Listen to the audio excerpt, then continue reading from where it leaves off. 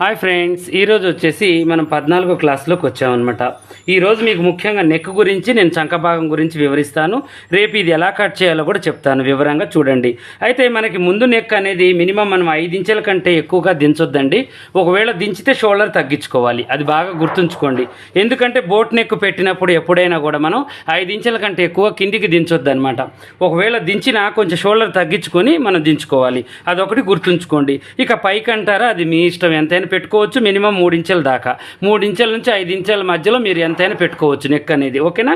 ఇప్పుడు నేను back front అనేది తీస్తున్నాను. కొంచెంగా స్టార్ట్ చేసి మనం ఏం చేయాలంటే కొంచెంగా దీంట్లోకి ఇలా తీసేసి దగ్గరికి వచ్చేసరికి ఇప్పుడు మనం సైడ్ ఖర్చుల వరకు ఇలా తేలిపేయాలన్నమాట. ఇలా చేసుకొని ఇక కాట్లు పెట్టేసుకోవాలి.